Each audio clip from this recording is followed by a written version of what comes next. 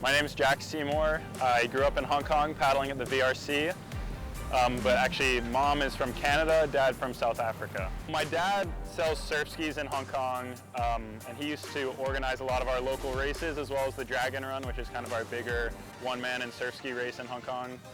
So I was always surrounded by the paddling community, and initially actually got into stand-up primarily because I was a big fan of Kai Lenny's videos as a kid, and entered my first race when I heard he was coming out to Hong Kong for a stand-up race, and I think I was about 13 at the time.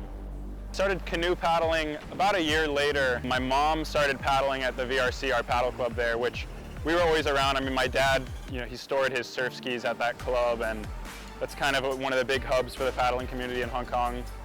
Mom started paddling outrigger there, and she bought a one-man, and so I started just hopping on the one-man every once in a while, and that's how that started, yeah.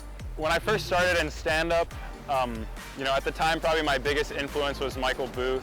He was really helping me progress, helping me with my training and everything that came with that. Also guys like Casper Steinfath and Kai Lenny. I was kind of a part of the Nash team at that time, and they were the big guys on those boards, so they were big influences for me. And as I started to get into outrigger paddling, guys like Danny Ching and Travis Grant were really competitive in both sports. So since I was doing both at that time, they were obviously huge role models for me. And until COVID, I really kind of focused on stand-up paddling. And once COVID hit and all the races were canceled, I kind of found myself paddling my one-man more just because I had more fun doing it. And as I started to get more into one-man paddling, a lot of competitive juniors at that time, guys like Rylan and Harry and Miles, they were big that was a big motivation for me, was seeing those other competitive juniors.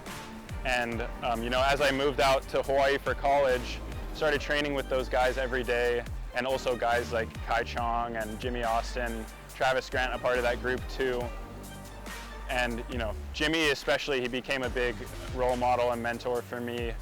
Just helped me progress a lot in my paddling, and then also met Johnny when I came out here, and he became another mentor of mine, and that's really how I became a part of Team Puakea. When I was living in Hong Kong, I was racing stand-up and outrigger at that time.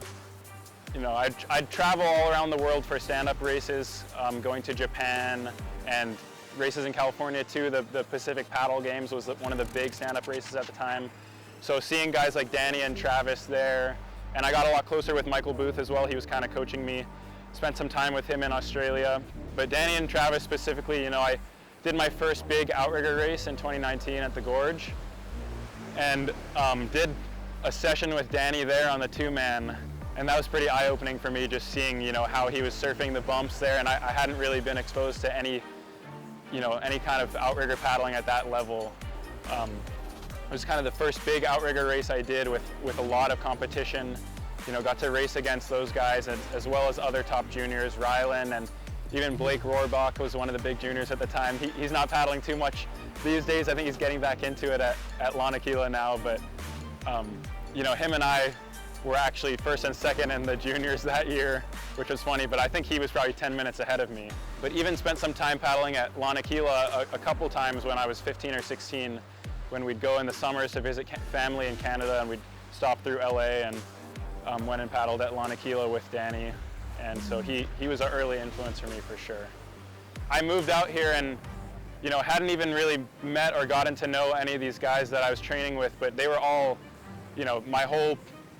ever since I started paddling when I was 13, a lot of these guys that I started training with every day when I moved to Hawaii were big influences of mine. So it was pretty surreal at first, to be paddling with these guys every day now and be part of this community, and started to get really close with these guys, and now a lot of them are my best friends, and it's pretty cool, yeah.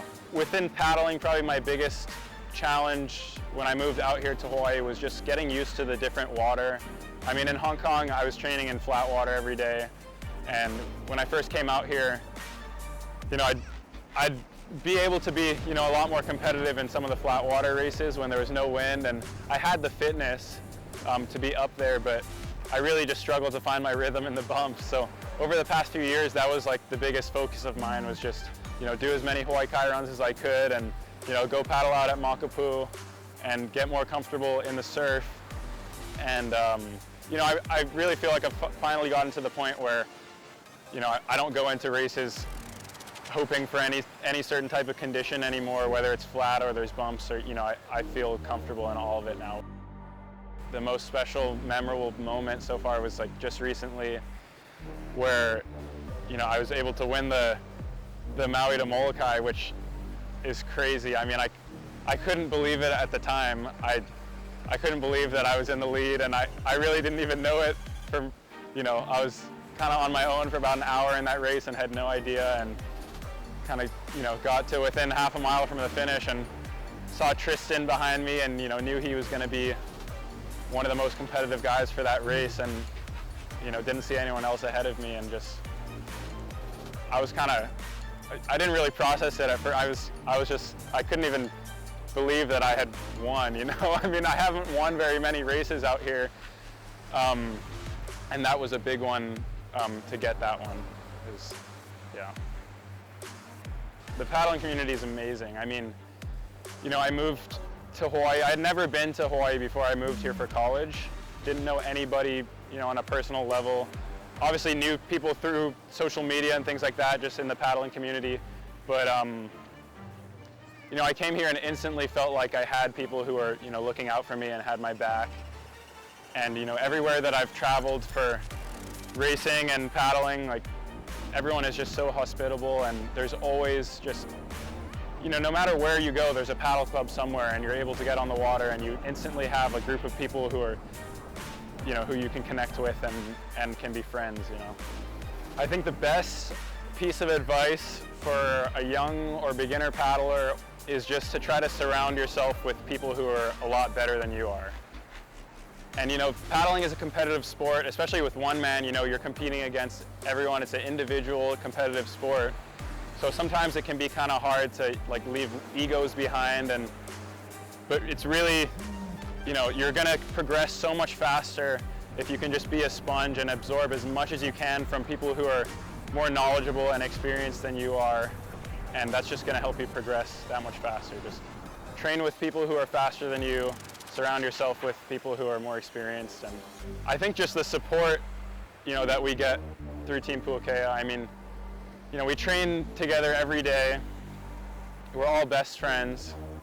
We have an amazing training program from Jimmy and Johnny, and mentorship, and you just can't beat it. I mean, it's like a big family with Team Puakea. We're all best friends and spend a lot of time together, traveling to races, racing against each other. We're very competitive with each other, but off the water, we're just best friends.